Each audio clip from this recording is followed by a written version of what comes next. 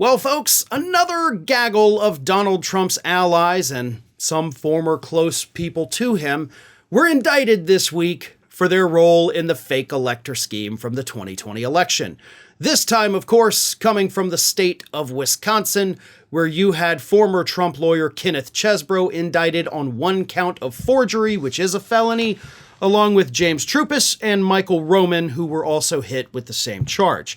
Now, Troupis is a Wisconsin attorney who took the Chesebro plot and escalated it to the highest levels of the Trump campaign, and Roman, of course, is a former Trump campaign official. Chesebro, as I mentioned, Trump's former lawyer.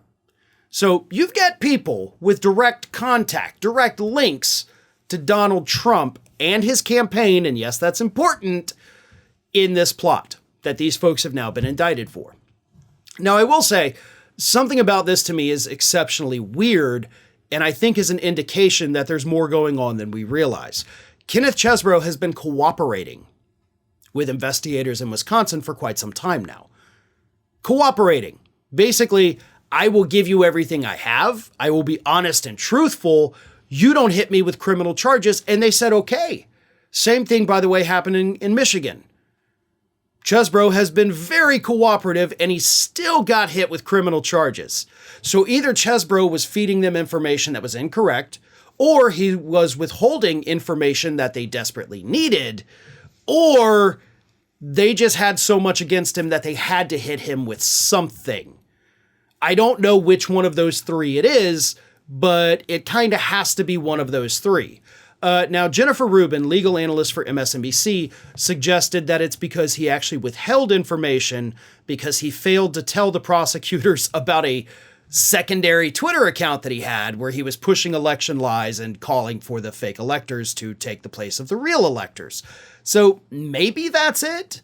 But that also doesn't necessarily seem like something that you would get indicted for. Like they would just say, oh no, you lied about your second Twitter account. We're going to charge you with something.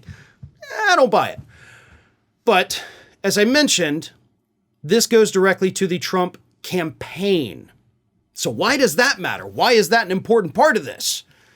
Well, because Donald Trump is trying to get out of his January 6th and, election overturning charges in front of Judge Tanya Chutkan by arguing that he was acting within his official presidential duties, right?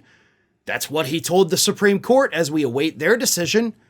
I was doing this as president. I was the president. I did these things. You cannot criminally charge me. The fact that we now have members of his campaign indicted in this scheme, not members of his administration, it tells us that this was not actually an official act of the President of the United States. It was the act of a candidate running for President of the United States. The actions of candidates are, of course, not protected by presidential immunity. And, of course, we do have Mark Meadows, a member of the administration, who has been indicted, yes, but he was also chief of staff. So there's some wiggle room on that one. So there it is. I do think that this is bad for Donald Trump. It's definitely bad for the people indicted, but I think it also connects back to Donald Trump in a way that, assuming we get to go to trial for his attempts to overturn the elections, this will come back to bite him pretty hard. Hey everybody, I don't know if you've noticed this, but we are closing in on a pretty major milestone here at Fair and Balanced as we approach 500,000 subscribers.